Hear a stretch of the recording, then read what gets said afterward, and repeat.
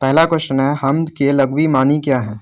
हम्द के लग़वी मानी क्या है, तो इसका जो राइट आंसर होगा ऑप्शन इसका हो जाएगा खुदा की तारीफ़, यानी कि हम्द खुदा की तारीफ़ को कहते हैं। इसका मानी हो जाएगा खुदा की तारीफ़।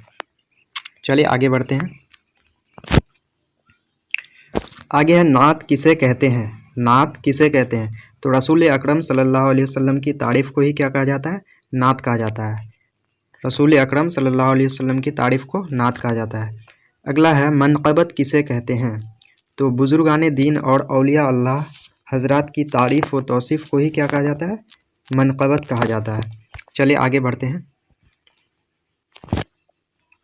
आगे है क़सीदा किसे कहते हैं, तो जिस नज़्म में शायर किसी बादशाह वक्त की तारीफ़ व तौसीफ़ इनाम की लालच में करता है, यानी कि जिस नज़्म में किसी बादशाह यानी कि जिस उस वक्त के बादशाह की तारीफ़ व तौसीफ़ की जाती है ताकि उसे इनाम दी जाए, तो उसी को कसीदा कहा जाता है। चलिए आगे बढ़ते हैं। आगे हम्द खुदाए अज़्ज़ व जल के मुसन्निफ़ कौन है, यानी कि इसके राइटर कौन है, तो इसका जो राइट आंसर होगा वो शबनम कमाली, यानी कि हम्द खुदाए अज़्ज़ व जल के राइटर जो है मुसन्निफ़ हैं वो शबनम कमाली हैं। आगे बढ़ते हैं। आगे है शबनम कमाली का ताल्लुक़ किस रियासत से है। रियासत मतलब होता है किस सूबा यानी कि स्टेट, तो शबनम कमाली का ताल्लुक़ रियासत बिहार यानी कि बिहार रियासत से उसका ताल्लुक़ है। चलिए आगे बढ़ते हैं। आगे शबनम कमाली का असल नाम क्या है। शबनम कमाली का असल नाम क्या है, तो आप ध्यान रखेंगे शबनम कमाली का असल नाम मुस्तफ़ा रज़ा है। मुस्तफ़ा रज़ा शबनम कमाली का असल नाम है। आगे है शबनम कमाली का तखल्लुस क्या है। तखल्लुस मतलब टाइटल, तो शबनम कमाली का जो तखल्लुस है वो शबनम है। ध्यान रखेंगे आप, क्योंकि ऐसे क्वेश्चंस आपके बोर्ड एग्ज़ाम में पूछे जाते हैं। चलिए आगे बढ़ते हैं।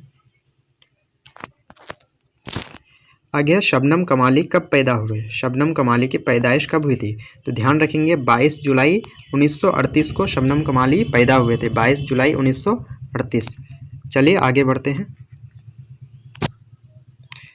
आगे है शबनम कमाली कहाँ पैदा हुए। शबनम कमाली कहाँ पैदा हुए, तो बिहार सूबा के सीतामढ़ी जिला के गांव का नाम है पोखरेरा गांव में पैदा हुए थे, यानी कि बिहार सूबा के सीतामढ़ी जिला के पोखरेरा गांव में शबनम कमाली की पैदाइश हुई थी।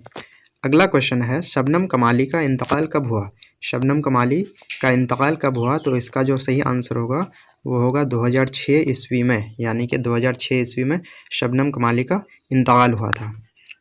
भाभी जान क्या है। भाभी जान क्या है, तो आप ध्यान रखेंगे दोस्तों भाभी जान एक अफसाना है, तो ये क्वेश्चन आपको पूछा जाता है आपके बोर्ड एग्जाम में। तो भाभी जान क्या है, तो ध्यान रखेंगे अफसाना है। चलिए नेक्स्ट क्वेश्चन की ओर बढ़ते हैं। अगला क्वेश्चन है दोस्तों अफसाना भाभी जान के मुसन्निफ़ कौन है। मुसन्निफ़ मीन्स होता है राइटर, यानी कि लेखक, लिखने वाला। तो अफसाना भाभी जान के जो मुसन्निफ़ हैं वो हैं सुहेल अज़ीम आबादी। सुहेल अज़ीम आबादी अफसाना भाभी जान के मुसन्निफ़ हैं। चलिए तीसरा नंबर क्वेश्चन की ओर बढ़ते हैं। तीसरा नंबर क्वेश्चन है उर्दू में सबसे पहले मुख्तसर अफसाने की बुनियाद किसने डाली। उर्दू में सबसे पहले मुख्तसर अफसाने की बुनियाद किसने डाली, तो आप ध्यान रखेंगे सज्जाद हैदर यल्दरम।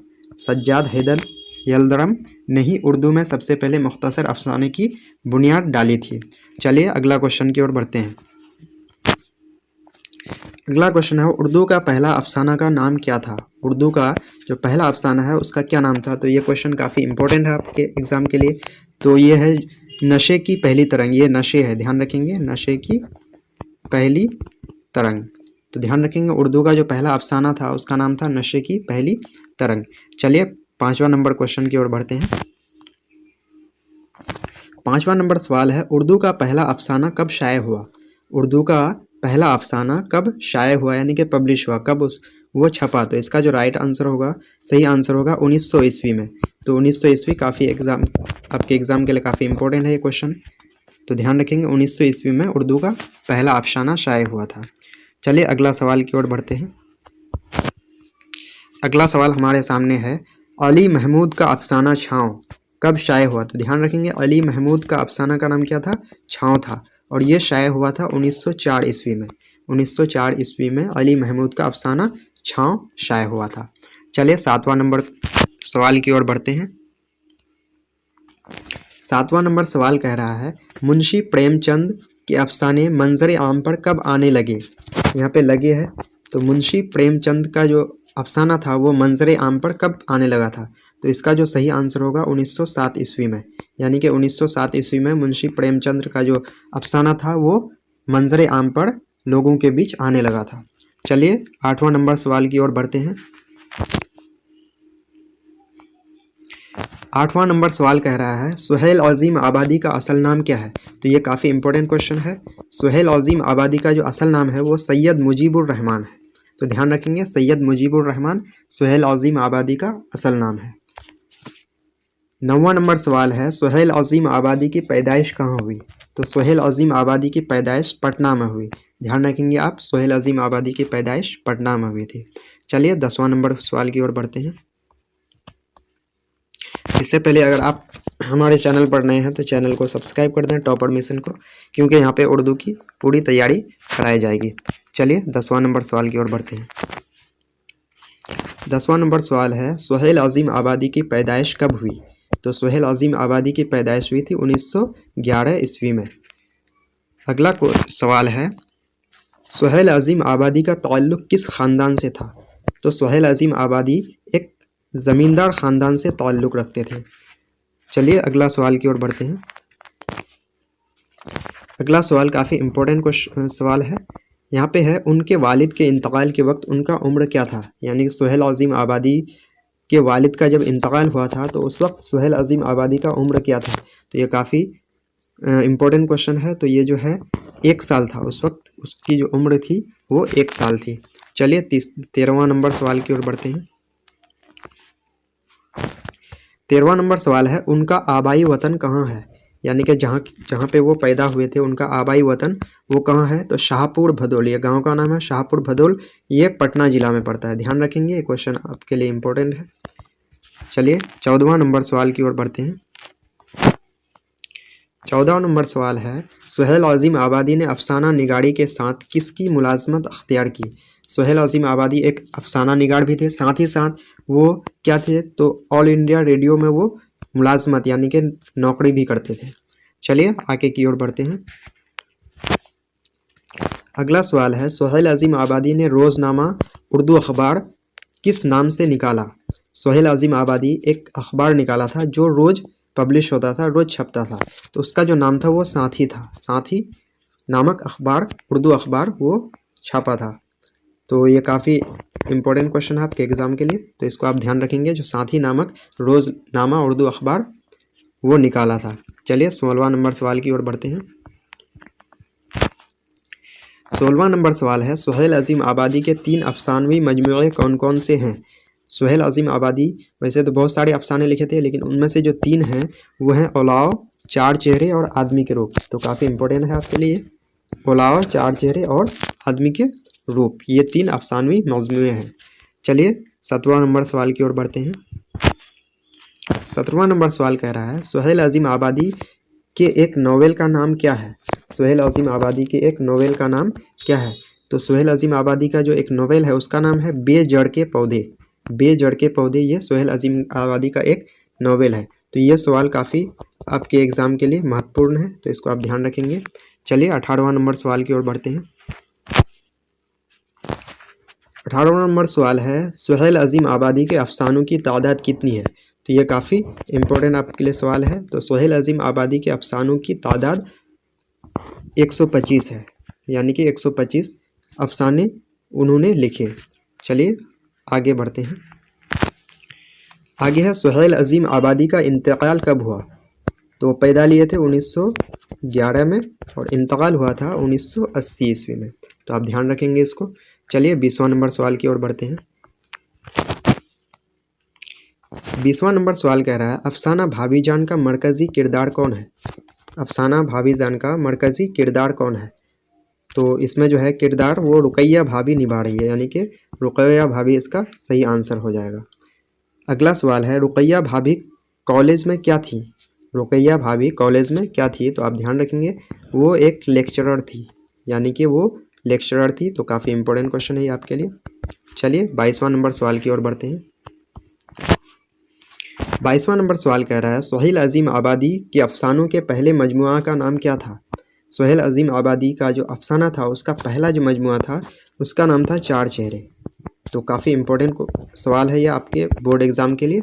चलिए 23वां नंबर सवाल की ओर बढ़ते हैं। 23वां नंबर सवाल है चार चेहरे कब शाये हुआ। चार चेहरे जो कि सुहेल अजीम आबादी के का पहला अफसाना था, अफसानवी मजमुआ था, तो ये जो है शाये हुआ था 1934 ईस्वी में। तो आप ध्यान रखेंगे इसको। चलिए 24वां नंबर सवाल की ओर बढ़ते हैं। 24वां नंबर सवाल है रुकैया भाभी को कॉलेज में लेक्चरर के लिए कितने रुपये माहवार मिलते थे। यानी रुकैया भाभी को कॉलेज में जो लेक्चरर थी उसके लिए एक महीने में उसको कितने रुपये मिलते थे। तो उसको 400 रुपये दिया जाता था, यानी कि 400 रुपीज़ उसको मिलता था एक महीना में। चलिए 25वां नंबर सवाल की ओर बढ़ते हैं। 25वां नंबर सवाल है सुहेल अजीम आबादी की इब्तदाई तालीम किस मदरसे में हुई। सुहेल अजीम आबादी की इब्तदाई तालीम जो है वो किस मदरसे में हुई। तो भदोली गांव जहाँ पैदा हुए थे वहीं के एक मदरसे में उसकी इब्तदाई तालीम हुई थी। तो बढ़ते हैं 26वां नंबर सवाल पे। 26वां नंबर सवाल कह रहा है रुकैया भाभी के देवर का नाम क्या था। रुकैया भाभी जो थी उसका देवर का नाम अख्तर था। तो ये काफ़ी महत्वपूर्ण सवाल है आपके एग्ज़ाम के लिए, तो ध्यान रखेंगे। रुकैया भाभी के देवर का नाम क्या था जो इस बुक में दिया हुआ वो अख्तर था।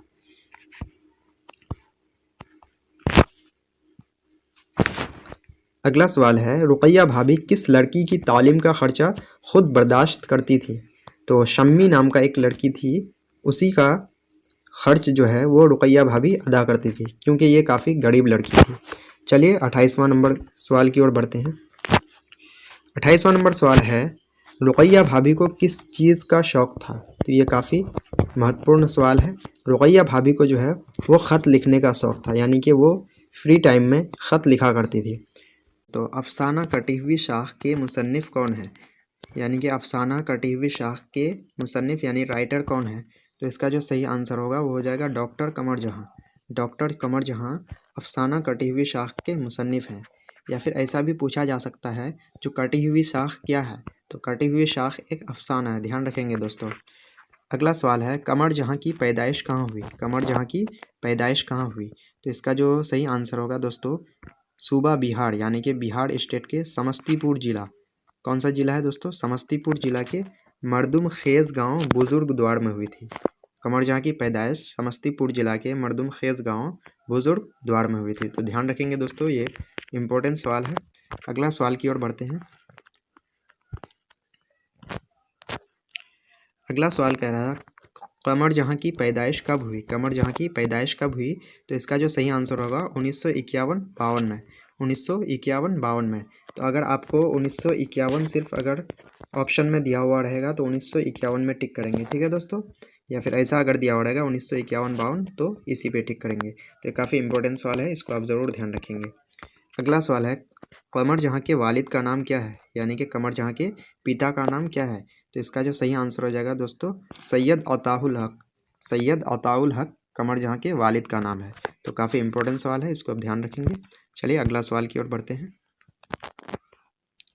अगला सवाल कह रहा है कमर जहाँ किस यूनिवर्सिटी से एमए और पीएचडी किया।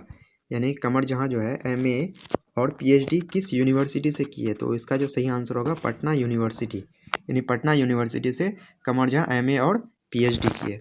चलिए अगला सवाल की ओर बढ़ते हैं। अगला सवाल कह रहा है कमर जहाँ पटना यूनिवर्सिटी से किस मौजू में एमए और पीएचडी की है। यानी कमर जहाँ हम लोग जानते हैं जो पटना यूनिवर्सिटी से की एमए और पीएचडी, लेकिन किस मौजू किस सब्जेक्ट से की है। तो इसका जो सही आंसर होगा वो हो जाएगा उर्दू। यानी उर्दू सब्जेक्ट से वो एमए और पीएचडी किए थे पटना यूनिवर्सिटी से। चलिए अगला सवाल की ओर बढ़ते हैं। अगला सवाल है कमर जहाँ कब से अफसाना लिखने लगी। यानी कि कमर जहाँ जो है अफसाना लिखने की शुरुआत कब से हुई उसकी। तो इसका जो सही आंसर होगा 1966। तो ये काफ़ी इंपॉर्टेंट सवाल है, इसको ध्यान रखेंगे आप। कमर जहाँ जो है अफसाना लिखने लगी थी 1966 से। चलिए अगला सवाल की ओर बढ़ते हैं। अगला सवाल कह रहा है उनकी पहली कहानी का नाम क्या है। 1966 में जो है उन्होंने अपनी पहली कहानी लिखना शुरू किया था तो उसका जो नाम था वो जुनून वफ़ा था, यानी कि जुनून वफ़ा उनकी पहली कहानी थी। काफ़ी इंपॉर्टेंट सवाल है ये, आप ध्यान रखेंगे इसको। अगला सवाल है, उनकी पहली कहानी यानी कि जुनून वफ़ा किस महानामा से शाये हुई? महानामा यानी कि जो महीने में अखबार आता है, जो उसी को महानामा बोलते हैं। तो वो जो है महानामा का नाम था सुबह नौ था, जो पटना से शाये हुआ था। तो काफ़ी इंपॉर्टेंट सवाल है ये भी, तो इसको आप ज़रूर ध्यान रखेंगे। चलिए अगला सवाल की ओर बढ़ते हैं।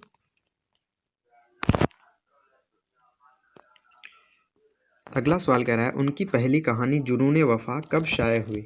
उनकी पहली कहानी कौन था? जुनून वफ़ा। ये कब शाये हुई थी? तो इसका जो सही आंसर हो जाएगा 1966, यानी कि जब से वो कहानी लिखना शुरू किया था तभी 1966 में ही उनकी पहली कहानी शाये हुई थी, 1966 में, जुनून वफ़ा। चलिए अगला सवाल की ओर बढ़ते हैं। अगला सवाल कह रहा है, कमर जान ने अपनी तदरीसी कैरियर का आगाज़ कहाँ से किया? यानी कि पढ़ाने का जो है वो शुरुआत कहाँ से किया? तो इसका जो सही आंसर हो जाएगा सुंदरवती महिला कॉलेज, जो कि भागलपुर में है। सुंदरवती महिला कॉलेज भागलपुर से ही वो तदरीसी कैरियर का आगाज़ किया, यानी कि पढ़ाने का काम शुरू किया। चलिए अगला सवाल की ओर बढ़ते हैं। अगला सवाल है, कमर जहाँ तरक्की करके कहाँ के सदर शोबे उर्दू के ओहदा तक पहुँची? सदर मतलब होता है हेड, और शोबे उर्दू मतलब उर्दू डिपार्टमेंट का हेड कहाँ पे बनी? तो इसका जो सही आंसर होगा भागलपुर यूनिवर्सिटी, यानी कि भागलपुर यूनिवर्सिटी के सदर शोबे तक वो तरक्की करके पहुँच गई। चलिए अगला सवाल की ओर बढ़ते हैं। अगला सवाल है, कमर जहाँ का अफसानवी मजमुआ चारागढ़ कमर जहाँ का अफसानी मजमुआ है, ये कब शाये हुआ? तो इसका जो सही आंसर होगा 1983 में शाये हुआ था। मजमुआ चारागढ़ जो है ये कमर जहाँ का एक मजमुआ है, वो 1983 में शाये हुआ था। ये काफ़ी इंपॉर्टेंट सवाल है। चलिए अगला सवाल की ओर बढ़ते हैं। अगला सवाल कह रहा है, कमर जहाँ का अफसानवी मजमुआ अजनबी चेहरे चारागाह और ये अजनबी चेहरे कब शाये हुआ? तो अजनबी चेहरे जो शाये हुआ था वो 1951 में शाये हुआ था। तो काफ़ी ध्यान रखेंगे आप। सॉरी 1991 में शाये हुआ था। तो ये इंपॉर्टेंट सवाल है, इसको आप ज़रूर ध्यान रखेंगे। चलिए अगला सवाल की ओर बढ़ते हैं। अगला सवाल कह रहा है, कमर जहाँ का आबाई वतन कौन सा है? आबाई वतन मतलब जहाँ आबाओ अजदाद रहते हैं। तो इसका जो सही आंसर होगा मर्दुम खेज गाँव, बुजुर्गद्वार, जिला समस्तीपुर, यही उसका आबाई वतन है। तो पहला सवाल जो है, अफसाना फेरार के मुसन्निफ़ कौन है? अफसाना फेरार के मुसन्निफ़ यानी कि राइटर कौन है? तो इसका जो आंसर होगा वो हो जाएगा सैयद मोहम्मद मोहसिन। अफसाना फेरार के मुसन्निफ़ सैयद मोहम्मद मोहसिन है। चलिए दूसरा नंबर सवाल की ओर बढ़ते हैं। दूसरा नंबर सवाल कह रहा है, सैयद मोहम्मद मोहसिन के अफसानों का कौन सा मजमुआ उर्दू दुनिया में काफ़ी मारूफ व मकबूल हुआ? तो इसका जो सही आंसर हो जाएगा अनोखी मुस्कुराहट। अनोखी मुस्कुराहट जो है ये सैयद मोहम्मद मोहसिन का एक अफसानों का मजमुआ है, जो उर्दू दुनिया में काफ़ी मारूफ व मकबूल हुआ। चलिए तीसरा नंबर सवाल की ओर बढ़ते हैं।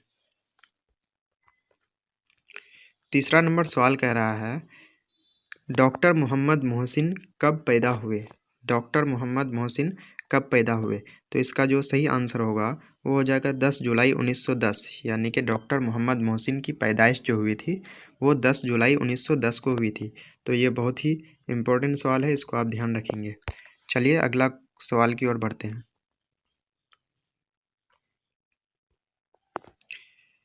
अगला सवाल कह रहा है, सैयद मोहम्मद मोहसिन की पैदाइश कहाँ हुई?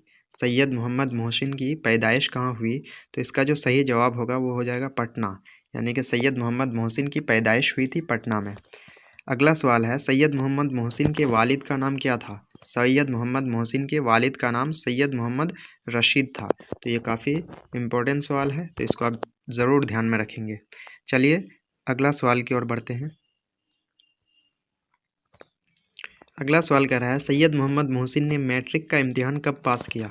तो इसका जो सही जवाब होगा 1926, यानी कि सैयद मोहम्मद मोहसिन मैट्रिक का इम्तिहान 1926 में पास किए। तो ये काफ़ी इंपॉर्टेंट सवाल है, इसको आप ज़रूर ध्यान रखेंगे।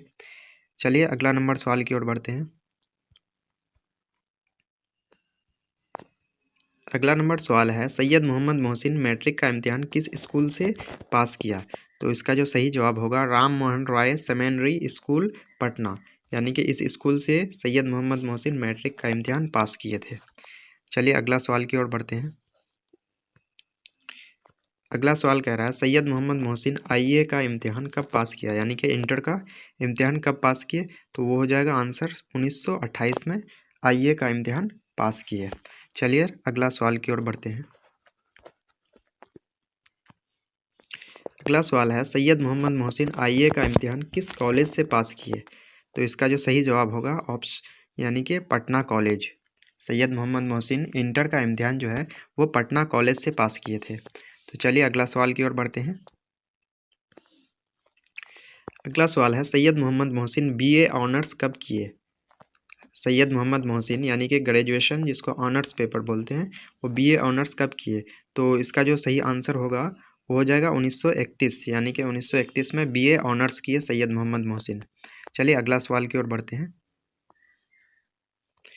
अगला सवाल है सैयद मोहम्मद मोहसिन ने किस मौजू मतलब होता है विषय या सब्जेक्ट, किस मौजू से बीए किए, यानी कि सैयद मोहम्मद मोहसिन किस सब्जेक्ट से बीए किए, तो इसका जो सही आंसर होगा नफ्सियात। नफ्सियात मतलब होता है वो आपका साइकोलॉजी, जिसको बोलते हैं साइकोलॉजी इंग्लिश में, उसी को मनोविज्ञान, उसी को नफ्सियात बोलते हैं। तो ये काफ़ी इंपॉर्टेंट सवाल है आपके लिए, तो इसको ज़रूर ध्यान में रखेंगे। चलिए अगला सवाल की ओर बढ़ते हैं। अगला सवाल है सैयद मोहम्मद मोहसिन ने गोल्ड मेडल कब हासिल किया, तो ये भी काफ़ी इंपॉर्टेंट सवाल है। सैयद मोहम्मद मोहसिन को गोल्ड मेडल मिला था ये 1934 में मिला था, ध्यान रखेंगे 1934। चलिए अगला सवाल की ओर बढ़ते हैं।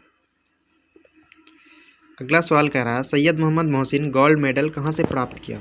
1934 में उसको गोल्ड मेडल मिला था, लेकिन कहाँ से, तो इसका जो सही जवाब होगा वो पटना यूनिवर्सिटी, यानी कि पटना यूनिवर्सिटी से सैयद मोहम्मद मोहसिन को गोल्ड मेडल मिला था। चलिए अगला सवाल की ओर बढ़ते हैं। अगला सवाल कह रहा है 1938 में वह पटना कॉलेज के किस शोबा में आरजी लेक्चरर की हैसियत से बहाल हुए। 1938 में पटना कॉलेज के किस शोबा में, तो इसका जो सही आंसर होगा शोबा फ़लसफ़ा, यानी कि फ़िलोसफ़ी डिपार्टमेंट में उसको आरजी लेक्चर के रूप में बहाल किया गया था। चलिए अगला सवाल की ओर बढ़ते हैं। अगला सवाल है 1948 में पटना यूनिवर्सिटी के किस शोबा में यानी किस डिपार्टमेंट में मुस्तकिल लेक्चरर बहाल हुए, यानी कि परमानेंट लेक्चरर बहाल हुए 1948 में पटना यूनिवर्सिटी के किस शोबा में, तो शोबा नफ्सियात, जिससे उसको काफ़ी ताल्लुक़ था, यानी कि साइकोलॉजी के डिपार्टमेंट में उसको परमानेंट लेक्चरर के रूप में बहाल किया गया था 1948 में। कहाँ पे, पटना यूनिवर्सिटी। चलिए अगला सवाल की ओर बढ़ते हैं। अगला सवाल कह रहा है वह सदर शोबे नफ्सियात कब बने, यानी कि पटना यूनिवर्सिटी में सदर शोबे नफ्सियात कब बने, तो 1953 में बने। 1953 में वो सदर बन गए शोबे नफ्सियात का। चलिए अगला सवाल की ओर बढ़ते हैं। अगला सवाल कह रहा है सैयद मोहम्मद मोहसिन सदर शोबे नफ्सियात के ओहदा से कब सबक दोश हो गए, यानी कि कब उससे रिटायर हो गए, तो इसका जो सही आंसर होगा 1974, यानी 1953 में बने थे और 1974 में वो वहाँ से रिटायर हो गए। तो काफ़ी इंपॉर्टेंट सवाल है ये, आप ध्यान रखेंगे इसको। चलिए अगला सवाल की ओर बढ़ते हैं। अगला सवाल है सैयद मोहम्मद मोहसिन का इंतकाल कब हुआ, तो इसका जो सही आंसर होगा वो हो जाएगा 2002, यानी कि 2002 में सैयद मोहम्मद मोहसिन का इंतकाल हो गया। तो काफ़ी इंपॉर्टेंट सवाल है ये। चलिए अगला सवाल की ओर बढ़ते हैं। अगला सवाल है उनका इंतकाल कहाँ हुआ। उनका इंतकाल 2002 में दिल्ली में हुआ। तो काफ़ी इंपॉर्टेंट सवाल है ये भी। अगला सवाल है अफसाना फ़िरार का मरकज़ी किरदार कौन है, यानी कि अफसाना फ़िरार में ये जो है मरकज़ी किरदार कौन निभा रहे हैं, तो इसका जो सही आंसर होगा वो हो जाएगा महमूद। तो काफ़ी इंपॉर्टेंट सवाल है ये, इसको आप ज़रूर ध्यान रखेंगे। चलिए अगला सवाल की ओर बढ़ते हैं। अगला सवाल कह रहा है अपने वालिद के इंतकाल के वक्त महमूद की उम्र कितनी थी। महमूद जो कि अफसाना फ़िरार का मरकज़ी किरदार है, वो कितने साल के थे जब उसके वालिद का इंतकाल हो गया था, तो इसका जो सही आंसर होगा वो हो जाएगा 10 साल। तो काफ़ी इंपॉर्टेंट सवाल है ये, ध्यान रखेंगे। चलिए अगला सवाल की ओर बढ़ते हैं। अगला सवाल कह रहा है डॉक्टर मोहम्मद मोहसिन के किस अफसाना को उर्दू के बेहतरीन अफसानों में शुमार किया जाता है, यानी कि डॉक्टर मोहम्मद मोहसिन का कौन सा अफसाना है जिसको उर्दू के बेहतरीन अफसानों में शुमार किया जाता है, गिना जाता है, तो इसका जो सही आंसर होगा वो होगा और अनोखी मुस्कुराहट। तो ये काफ़ी इंपॉर्टेंट सवाल है, इसको आप ज़रूर ध्यान रखेंगे। चलिए अगला सवाल की ओर बढ़ते हैं। अगला सवाल है, अनोखी मुस्कुराहट का मरकज़ी किरदार कौन है? तो अनोखी मुस्कुराहट का जो मरकज़ी किरदार है वो रजनी है।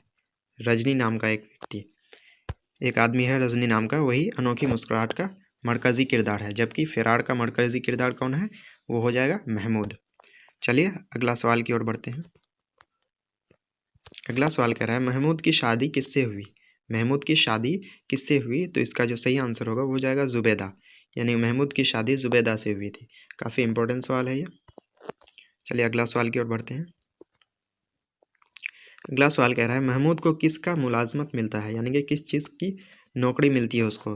तो महमूद जो है उसको नौकरी मिलती है डिप्टी कलेक्टर की। तो काफ़ी इंपॉर्टेंट सवाल है, इसको आप ज़रूर ध्यान रखेंगे। तो यह है, अफसाना आशियाना के अफसाना निगार कौन है? यानी कि अफसाना आशियाना जो है इसके अफसाना निगार यानी कि इसके जो राइटर हैं वो कौन है? तो इसका जो सही आंसर हो जाएगा वो हो जाएगा निगार अज़ीम, यानी कि अफसाना आशियाना का जो है ये अफसाना निगार हैं निगार अज़ीम। तो चलिए नेक्स्ट क्वेश्चन की ओर बढ़ते हैं। अगला सवाल काफ़ी इम्पोर्टेंट है, वीवीआई सवाल है ये, जो आशियाना कैसा अफसाना है। तो काफ़ी इंपॉर्टेंट है बोर्ड एग्जाम के लिए, क्योंकि ऐसा क्वेश्चन आपके एग्जाम में पूछा जाता है।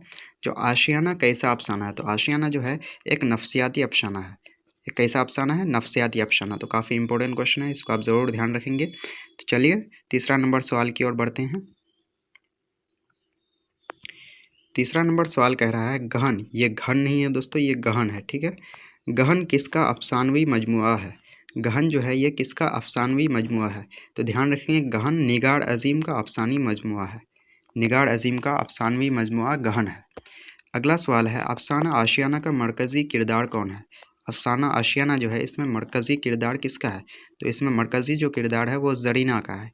ज़रीना का अफसाना आशियाना में मरकज़ी किरदार है। चलिए अगला सवाल की ओर बढ़ते हैं। अगला सवाल कह रहा है, बरकत अली सिद्दीकी के बेटे का नाम क्या है? बरकत अली सिद्दीकी जो कि ज़रीना का क्या है?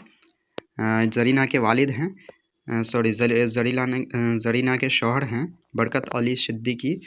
इसके जो बेटे का नाम है वो है सिराज, यानी कि बरकत अली सिद्दीकी के बेटे का नाम क्या है? सिराज। अगला सवाल है, बरकत अली सिद्दीकी के बहू का नाम क्या है?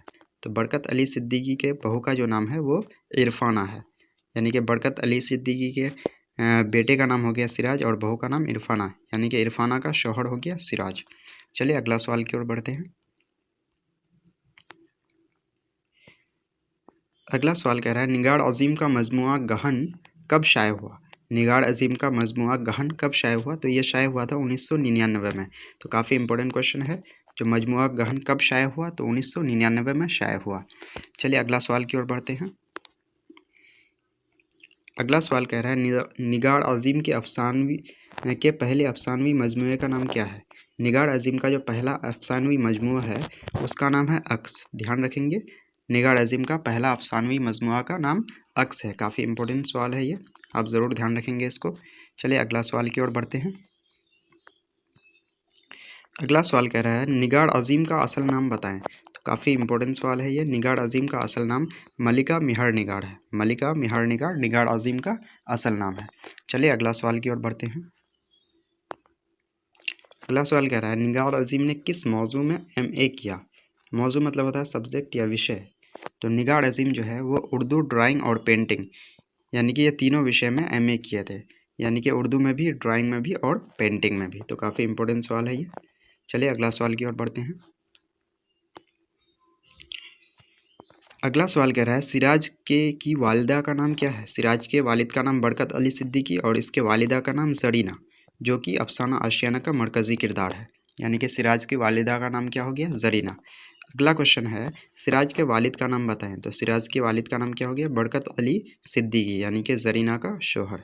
चले अगला सवाल की ओर बढ़ते हैं। अगला सवाल कह रहा है, ज़रीना कौन थी? तो ज़रीना कौन थी? ज़रीना थी बरकत अली सिद्दीकी की अहलिया। अहलिया मतलब बीवी, यानी कि ज़रीना थी बरकत अली सिद्दीकी की अहलिया, यानी कि बीवी। चलिए अगला सवाल की ओर बढ़ते हैं।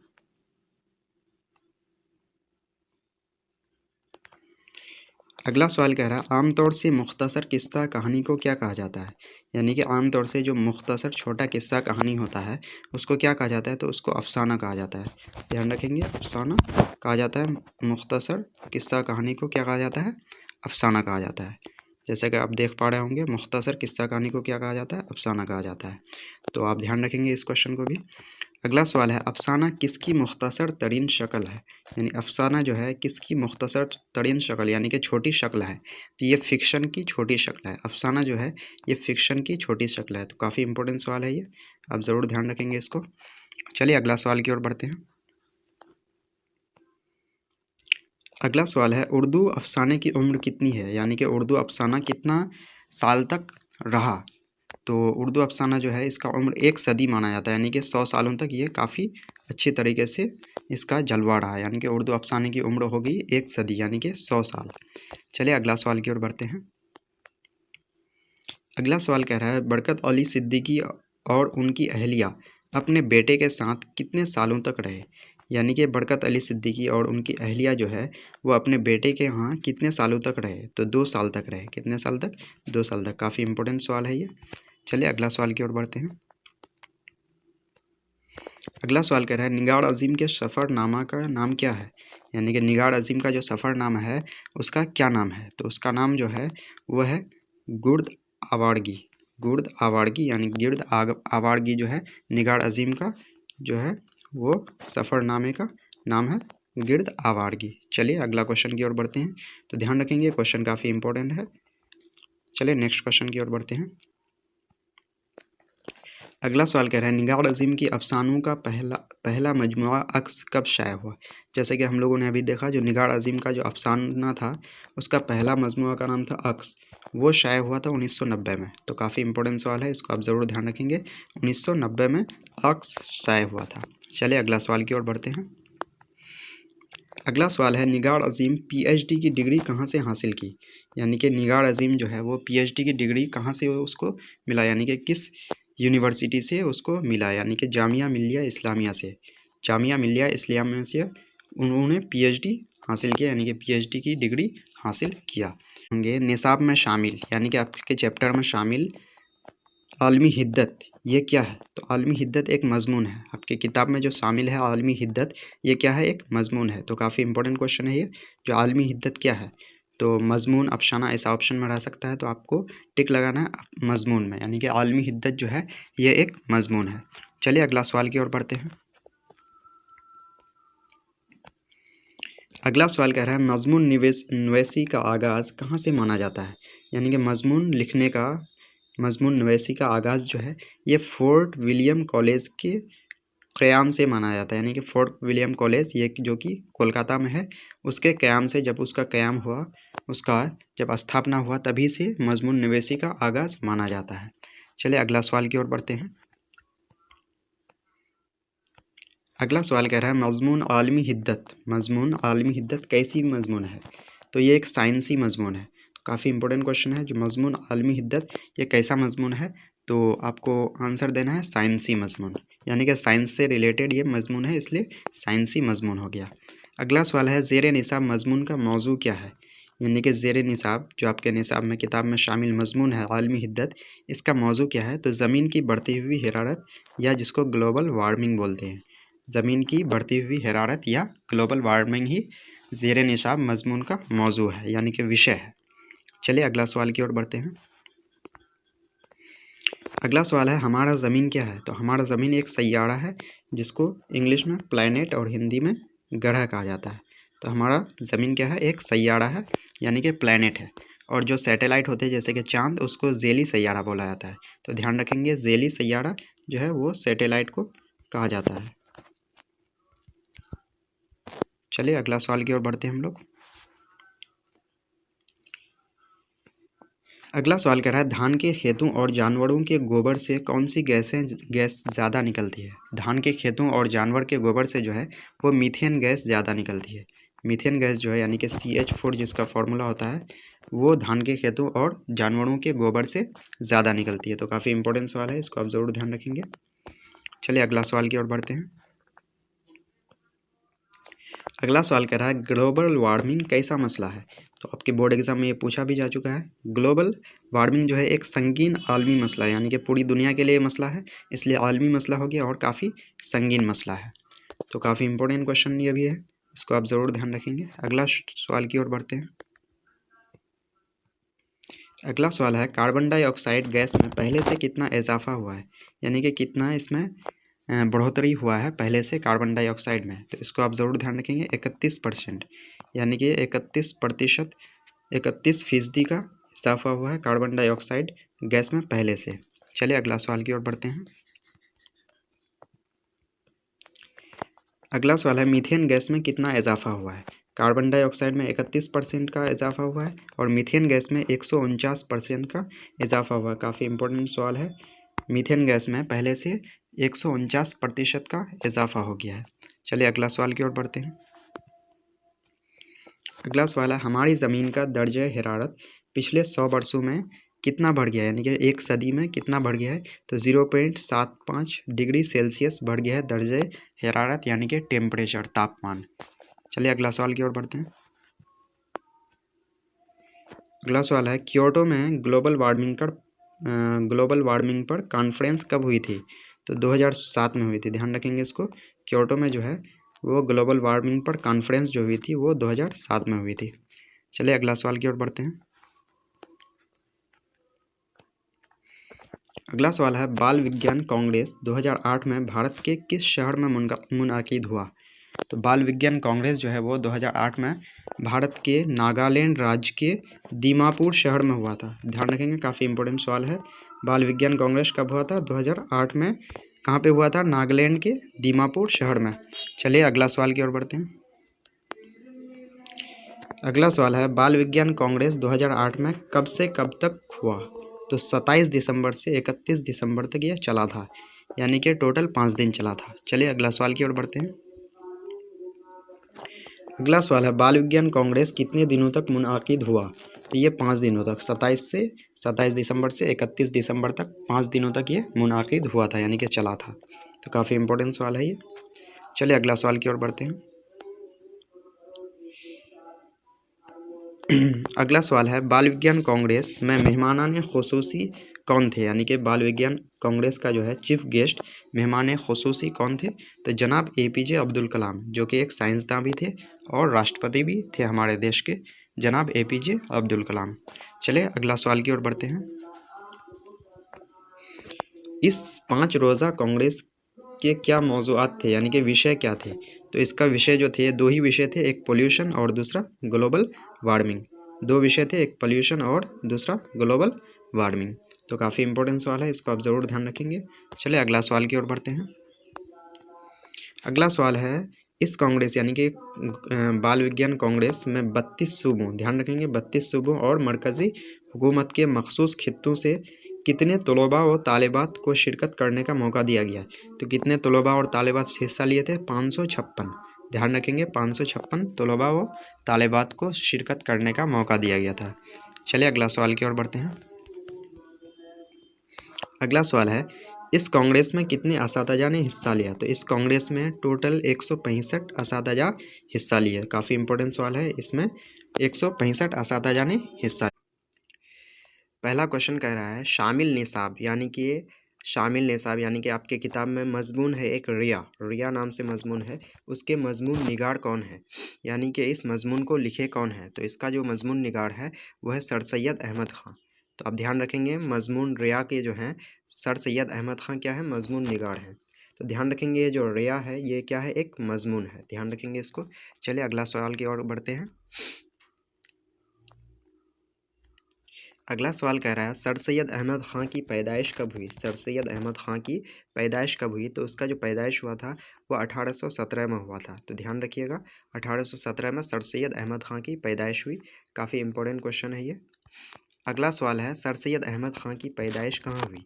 तो सर सैयद अहमद ख़ान की पैदाइश हुई थी 1817 में।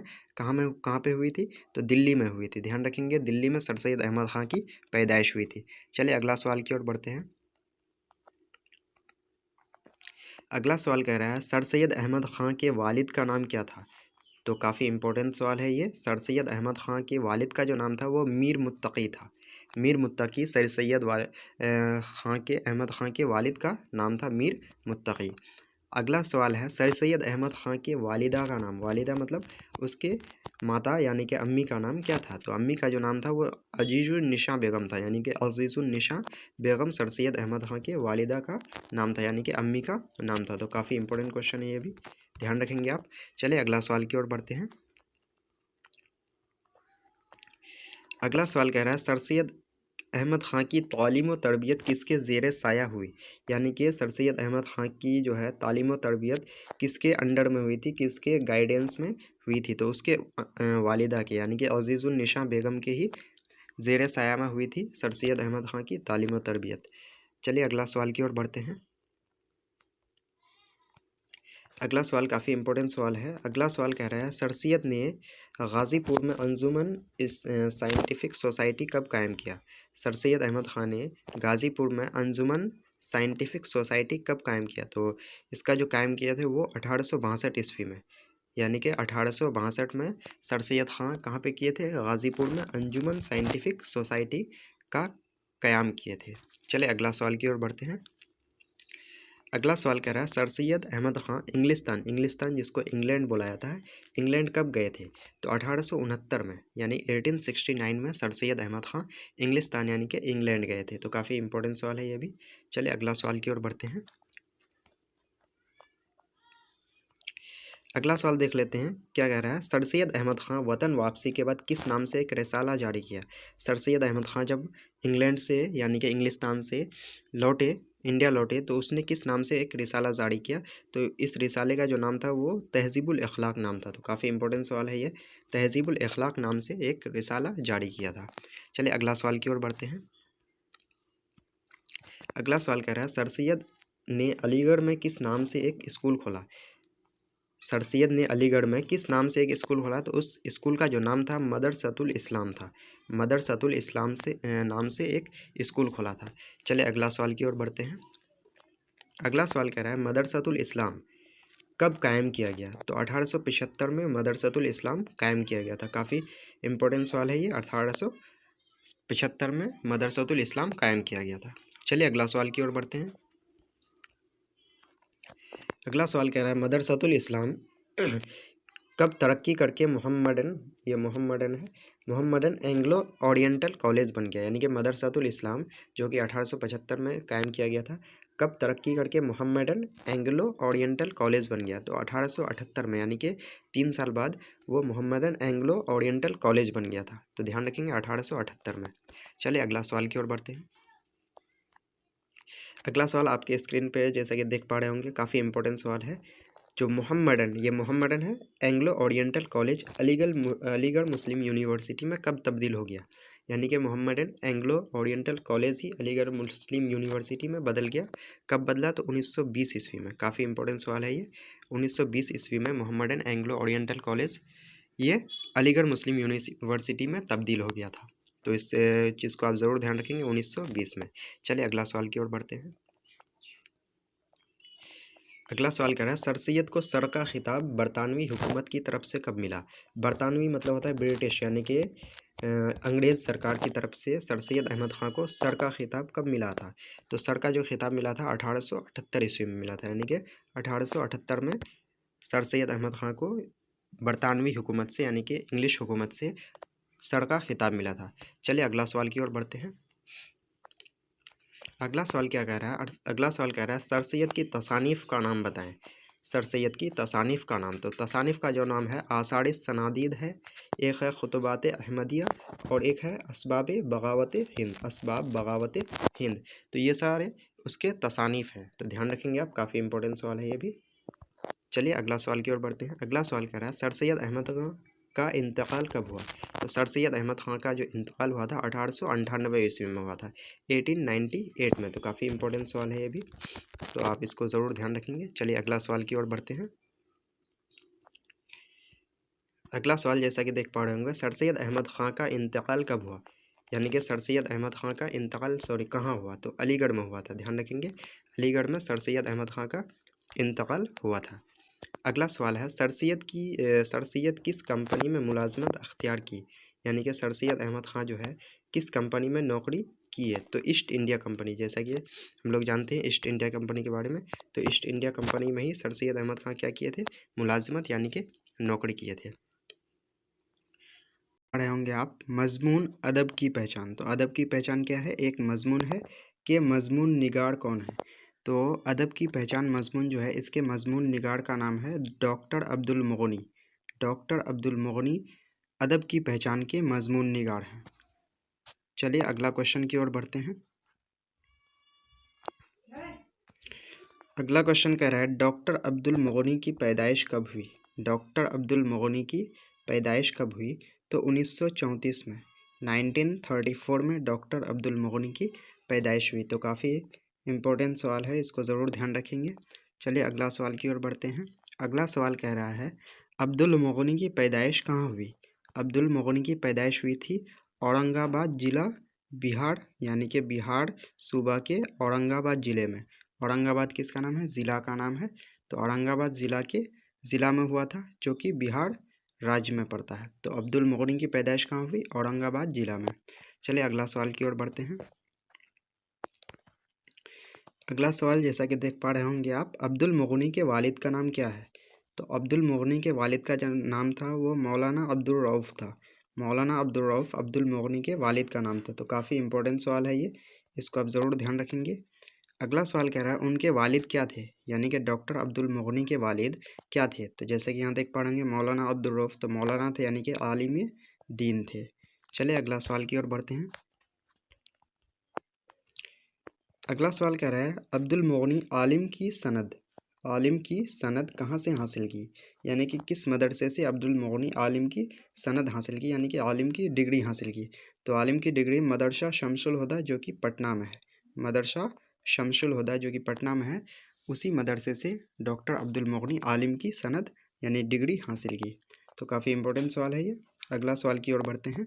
अगला सवाल कह रहा है अब्दुल मुगनी किस मौजू से, मौजू मतलब सब्जेक्ट यानी विषय, अब्दुल मुगनी किस मौजू से एमए किया, यानी कि एमए किस सब्जेक्ट से किए।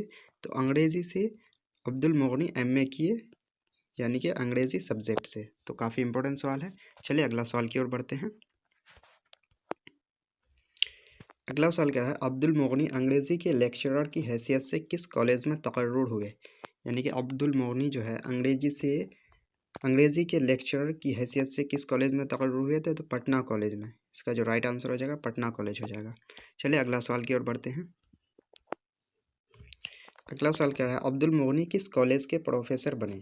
तो लेक्चरर के रूप में पटना कॉलेज में उसकी बहाली हुई थी। तो अब्दुल मुगनी जो है प्रोफेसर बने थे बीएन कॉलेज पटना में। तो काफ़ी इंपॉर्टेंट सवाल है, इसको आप ज़रूर ध्यान रखेंगे।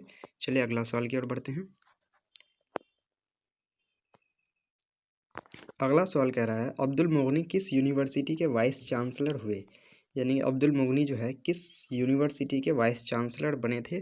तो मिथिला यूनिवर्सिटी के वाइस चांसलर भी रहे थे डॉक्टर अब्दुल मुगनी। चलिए अगला सवाल की ओर बढ़ते हैं।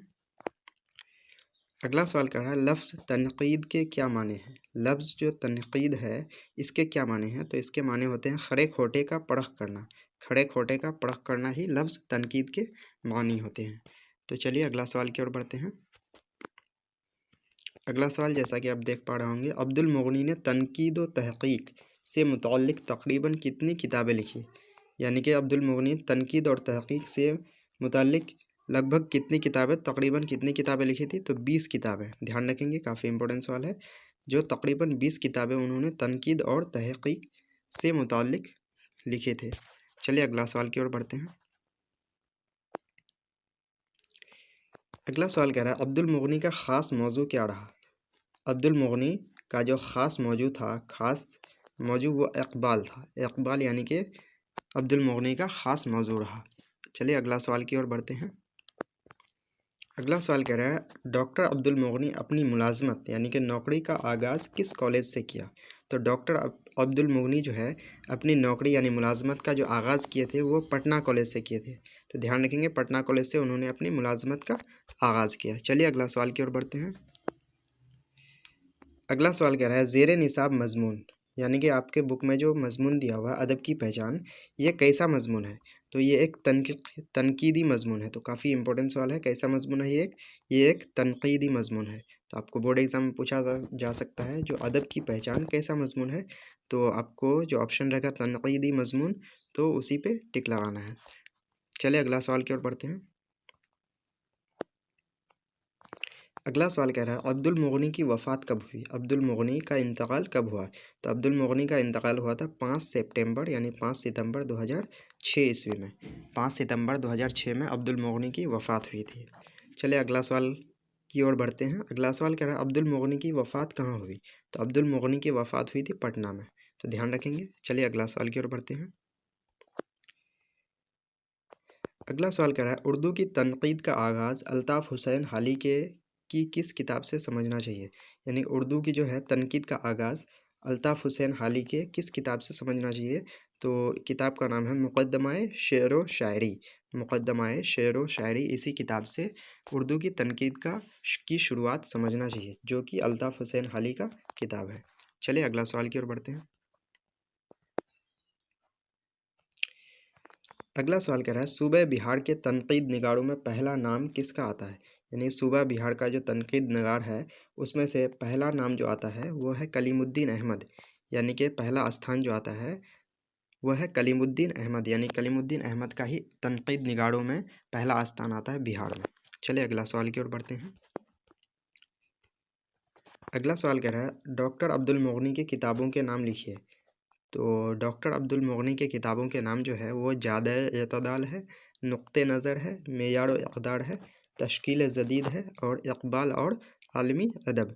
तो ये पांचों किताबें डॉक्टर अब्दुल मुगनी की है। तो ऐसा आपको पूछा जा सकता है जो इनमें से डॉक्टर अब्दुल मुगनी की किताब कौन सी नहीं है? तो आपको 3 ऑप्शन इनमें से दे दिया जाएगा और एक ऑप्शन कोई दूसरा दे दिया जाएगा। तो आपको वो दूसरा ऑप्शन में टिक लगा देना है, तो इससे आपका ऑब्जेक्टिव बन सकता है।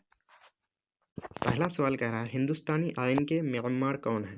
यानी कि हिंदुस्तानी आइन यानी कि इंडियन कॉन्स्टिट्यूशन यानी कि भारतीय संविधान को बनाने वाले कौन है? तो इसमें जो इम्पोर्टेंट रोल है, सबसे ज़्यादा रोल जो है वो डॉक्टर भीमराव अंबेडकर का है। इसलिए हिंदुस्तानी आइन के मेअम्मार डॉक्टर भीमराव अंबेडकर को ही कहा जाता है। चलिए नेक्स्ट क्वेश्चन की ओर हम लोग बढ़ते हैं। अगला सवाल की ओर बढ़ते हैं। अगला सवाल कह रहा है हिंदुस्तानी आइन के म्यांमार क्या है? यानी कि हिंदुस्तानी आइन के म्यांमार ये जो नाम है ये क्या है? तो ये एक मजमून है। आपके बुक में जो हिंदुस्तानी आइन के म्यांमार दिया हुआ है ये क्या है? तो ये एक मजमून है। चलिए अगला सवाल की ओर बढ़ते हैं। अगला सवाल कह रहा है हिंदुस्तानी आइन के म्यांमार कैसा मजमून है? हिंदुस्तानी आइन के म्यांमार एक मजमून है, लेकिन कैसा है? तो स्वाही मजमून है। ये स्वाही मजमून, ध्यान रखेंगे, काफ़ी इंपॉर्टेंट क्वेश्चन है ये, आप ज़रूर ध्यान रखेंगे। हिंदुस्तानी आइन के म्यांमार जो है ये कैसा मजमून है? तो ये एक स्वाही मजमून है। चलिए अगला क्वेश्चन की ओर बढ़ते हैं। अगला सवाल कह रहा है भीमराव अंबेडकर की पैदाइश कब हुई? तो भीमराव अंबेडकर की पैदाइश हुई थी 14 अप्रैल 1891 में। 14 अप्रैल 1891 में भीमराव अंबेडकर की पैदाइश हुई थी। काफ़ी इंपॉर्टेंट सवाल है, आप ज़रूर ध्यान रखेंगे इसको। चलिए अगला सवाल की ओर बढ़ते हैं। अगला सवाल कह रहा है भीमराव अंबेडकर की पैदाइश कहाँ हुई? भीमराव अंबेडकर की पैदाइश कहाँ हुई? तो भीमराव अंबेडकर की पैदाइश हुई थी महू, सेंट्रल इंडिया में। पहले ये सेंट्रल इंडिया कहा जाता था महू को, यानी कि एमपी में ही ये हुए थे। भीमराव अंबेडकर की पैदाइश जो हुई थी वो महू में हुई थी, जो कि सेंट्रल इंडिया में पड़ता था। चलिए अगला सवाल की ओर बढ़ते हैं। अगला सवाल कह रहा है भीमराव अंबेडकर मराठी ज़ुबान बोलने वाले किस ख़ानदान से ताल्लुक़ रखते थे? यानी कि भीमराव अंबेडकर की जो पैदाइश हुई थी वो हुई थी मराठी ज़बान बोलने वाले किस ख़ानदान में? तो मोहार ख़ानदान में। मोहार ख़ानदान में भीमराव अंबेडकर की पैदाइश हुई थी। तो काफ़ी इंपॉर्टेंट क्वेश्चन है ये। चलिए नेक्स्ट सवाल की ओर बढ़ते हैं। अगला सवाल कह रहा है भीमराव अंबेडकर के वालिद का नाम क्या था? तो काफ़ी इंपॉर्टेंट सवाल है ये। भीमराव अंबेडकर के वालिद का जो नाम था वो रामजी मालोजी सकपाल था। रामजी मालोजी सकपाल। अगला सवाल कह रहा है उनके वालिद का नाम क्या था? उनके वालिदा यानी कि उनकी माँ का नाम जो था वो भीमाबाई था। तो आप इसको ज़रूर ध्यान रखेंगे। भीमराव अंबेडकर के वालिदा यानी कि माँ का जो नाम था वो भीमाबाई था। चलिए अगला सवाल की ओर बढ़ते हैं। अगला सवाल कह रहा है वह अपने वालिदैन के कौन से औलाद थे, यानी कि भीमराव अंबेडकर जो है वो अपने माँ बाप के कौन से औलाद थे, तो 14वें औलाद थे, यानी कि उसके माँ बाप को 14 औलाद थे और भीमराव अंबेडकर जो थे वो सबसे छोटे थे, यानी कि उन सबसे छोटे भीमराव अंबेडकर ही थे। तो काफ़ी इम्पोर्टेंट सवाल है ये, आप इसको ज़रूर ध्यान रखेंगे। चलिए अगला सवाल की ओर बढ़ते हैं। अगला सवाल कह रहा है भीमराव को प्यार से सब लोग क्या बुलाते थे, भीमराव को प्यार से सब लोग क्या बुलाते थे, तो भीमा बुलाते थे। अगला सवाल कह रहा है भीमराव के दादा का नाम क्या था, भीमराव के दादा का नाम मालोजी था। ध्यान रखेंगे भीमराव के दादा का जो नाम था वो मालोजी था। चलिए अगला सवाल की ओर बढ़ते हैं। अगला सवाल कह रहा है भीमराव के वालिद फौज में किस ओहदे से सबकदोश हुए, सबकदोश मतलब रिटायरमेंट जो हुआ था भीमराव के अंबेडकर के वालिद का, तो वो फौज के किस ओहदे में थे, किस पोस्ट में थे, तो दूसरे ग्रेनेडियर्स में सूबेदार मेजर थे, सूबेदार मेजर थे जब उसका रिटायरमेंट हुआ था। चलिए अगला सवाल की ओर बढ़ते हैं। अगला सवाल कह रहा है भीमराव की उम्र कितनी थी जब उनके वालिद फ़ौज की मुलाजमत से सबकदोश हुए थे, यानी कि जब उनके वालिद फ़ौज के नौकरी से रिटायर हुए थे तो भीमराव अंबेडकर की उम्र कितनी थी, तो उस वक्त सिर्फ और सिर्फ वो 2 ही बरस के थे, यानी कि 2 साल के ही थे। चलिए अगला सवाल की ओर बढ़ते हैं। अगला सवाल जैसा कि आप देख पा रहे होंगे उनके वालिद कितने वर्षों तक फ़ौजी स्कूल में हेडमास्टर रहे, यानी कि भीमराव अंबेडकर के वालिद जो है फ़ौजी स्कूल में हेडमास्टर भी रहे थे, कितने वर्षों तक, तो 14 बरस तक, यानी कि 14 साल तक उसके वालिद फ़ौजी स्कूल में हेडमास्टर रहे थे। तो काफ़ी इंपॉर्टेंट क्वेश्चन है ये, आप ज़रूर ध्यान रखेंगे। चलिए अगला क्वेश्चन की ओर बढ़ते हैं।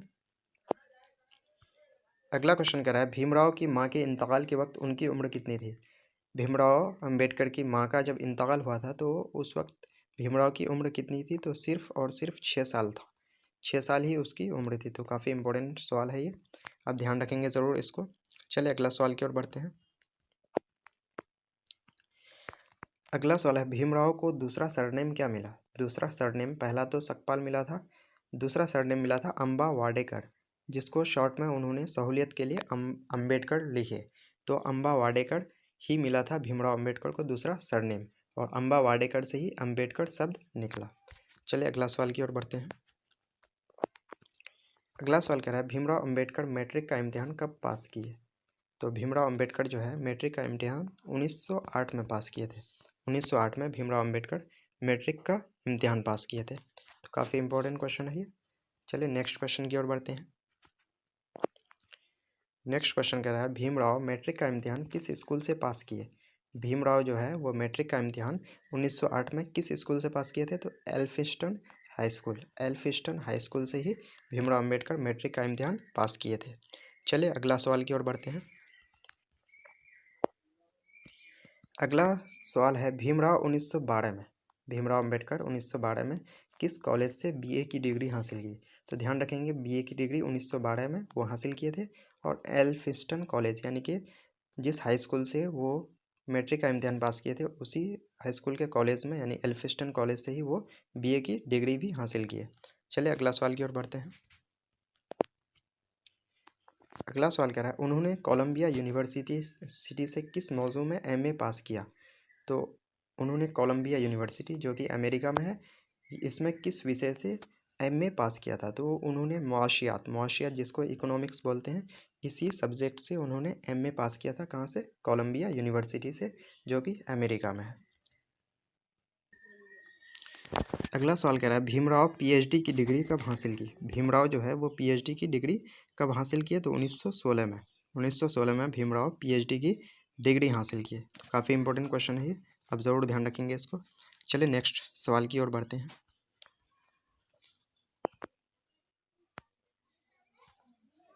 अगला क्वेश्चन जैसा कि आपके स्क्रीन पे देख पा रहे होंगे भीमराव ने मुलाजमत का आगाज़ कहाँ से शुरू किया, यानी कि भीमराव जो है नौकरी की शुरुआत जो है वो कहाँ से शुरू किए, तो सैडी होम कॉलेज से, सैडी होम कॉलेज से मुलाजमत का आगाज़ शुरू किए थे।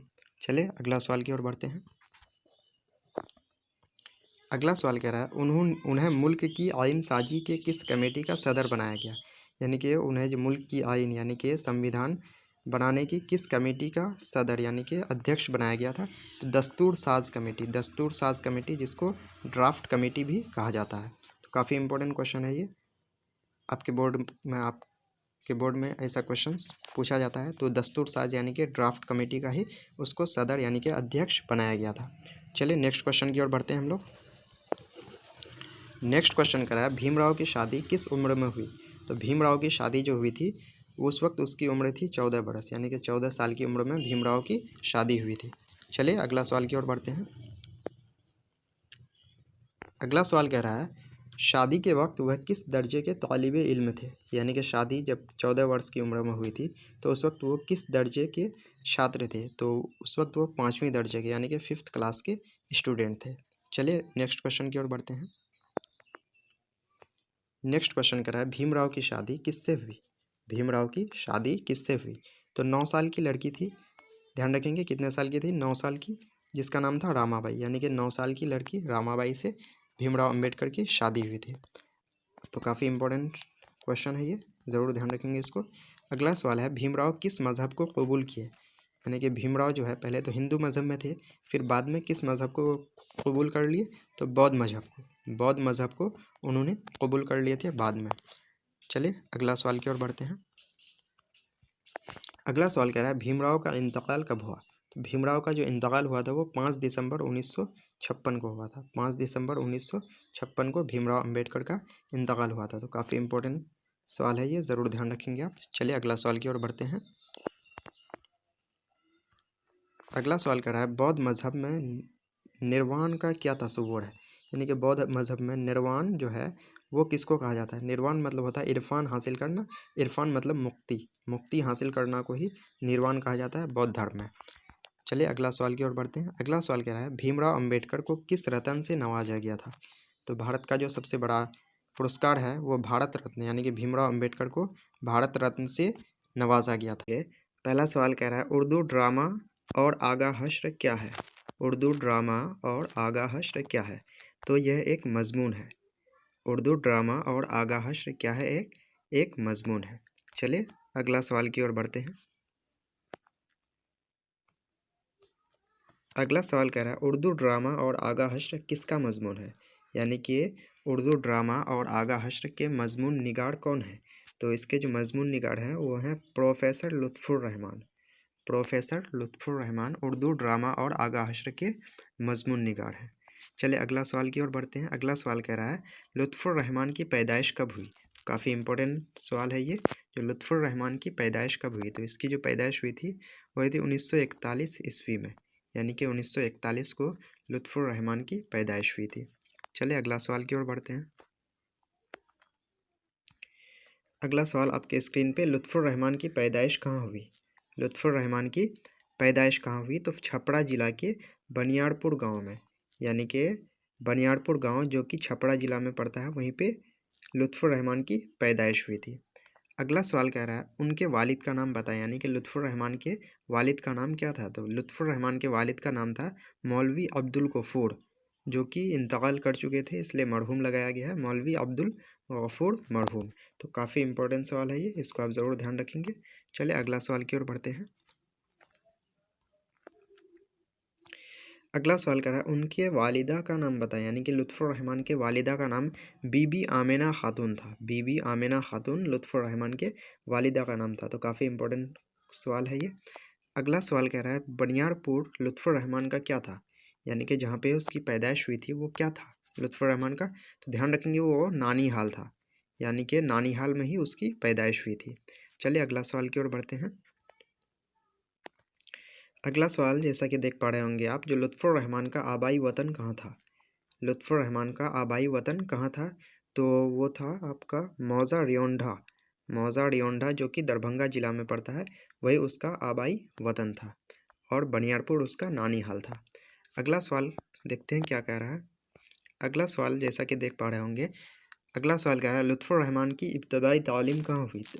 लुत्फ़ुर रहमान की इब्तदाई जो तालीम हुई थी उसके नानीहाल यानी कि बनियारपुर गांव में हुई थी। चलिए अगला सवाल की ओर बढ़ते हैं। अगला सवाल कह रहा है लुत्फ़ुर रहमान कौन कौन सी डिग्री हासिल किए। लुत्फ़ुर रहमान जो है कौन कौन सी डिग्री हासिल किए। तो डबल MA किए थे और PhD किए थे। डबल MA और PhD, तो ध्यान रखेंगे, काफ़ी इंपॉर्टेंट सवाल है ये। चलिए अगला सवाल की ओर बढ़ते हैं। अगला सवाल कह रहा है लुत्फुर रहमान को किस में गोल्ड मेडल दिया गया। लुत्फुर रहमान को किस में गोल्ड मेडल दिया गया, यानी कि किस में वो गोल्ड मेडल हासिल किए थे।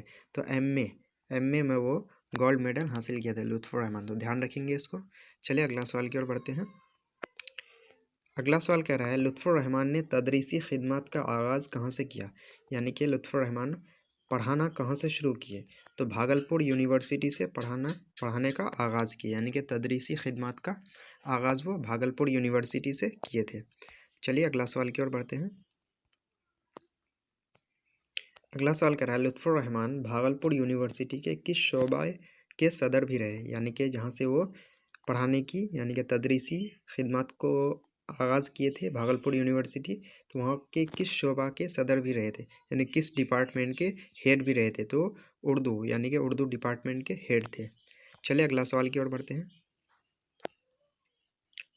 अगला सवाल कह रहा है लुत्फुर रहमान किस पार्टी के वज़ीर और एमएलए रहे, यानी लुत्फुर रहमान जो है किस पार्टी के एमएलए और वज़ीर रहे। तो राष्ट्रीय जनता दल, जिसको आरजेडी कहा जाता है, उसी पार्टी के वज़ीर और एमएलए रहे। तो काफ़ी इंपॉर्टेंट सवाल है ये, इसको ज़रूर ध्यान रखेंगे आप।